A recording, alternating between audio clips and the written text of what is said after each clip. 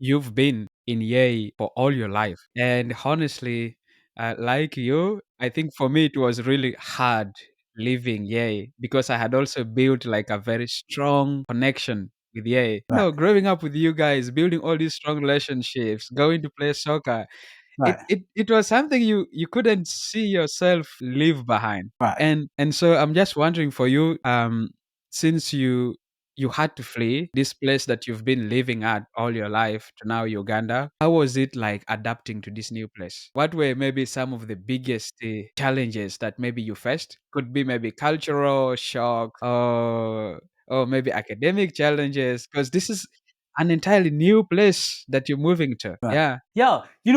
The most funniest thing with us living for Uganda is that, like we didn't just go to Uganda maybe and start from a place where there was already set up. When we left on the 20th, we from the border we were taken to a transit. I think that was in Kerry. So there was like a big transit in Kerry where all the refugees at the border would be taken to Kerry, and then there's some kind of registration and all other stuff done there. And we stayed in Kerry like for a week. So after a week, like that's where you see so many people that you maybe had some of them your friends in school, and those that you live in the same area. You Like most of us met there, and that was the time when like you realized that something was really bad happening. And from Kerry, after 1 week, we were taken again to another transit that is in Ochea. So in Mm, Ochea, we stayed like for 3 days. We yeah. stayed for 3 days in Ochea. And from Ochea, after 3 days, that's where we're to be taken now to the how do you call it? Like those villages, Mm, those clusters where now you're going yes, to the start your actual lives there. settlements. Yeah, the settlements, right. Yeah.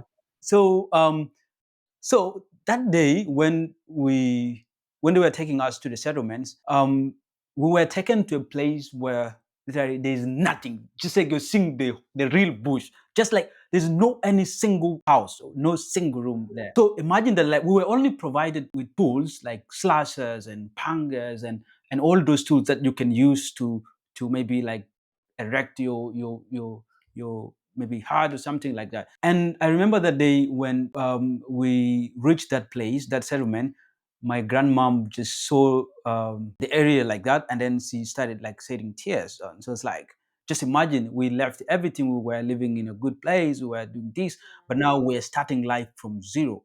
So I feel like that's the first challenge that we really had. Living a place where you already have like roof over yourself, you're already sleeping there, you have access to food, you have your kids going to school, your siblings going to school, and now you're going to start life from literally zero. There's no room that you're going to start. You have to go to the bush and cut all Mhm. those poles and go and look for grasses and install those rooms and all that. So I feel like that was the greatest challenge that we really had at the start.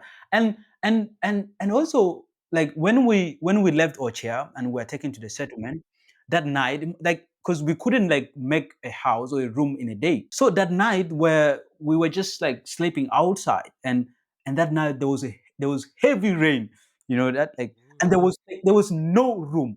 There was no room there. So what we did was because we were provided with these tarpaulins, like big carpets, like two of them. So we put one down, and just like all of us as a family just slept there, and then the one we covered on ourselves. So that day was really so, and I feel like everyone that day felt so bad. Really, I didn't see it, but I have a feeling that at least that day everyone cried because like Mhm. all the stuff we had were all washed with the rain, and like all the clothing and everything, and you had no room even to sleep in. So Mhm. that was the first challenge that we had.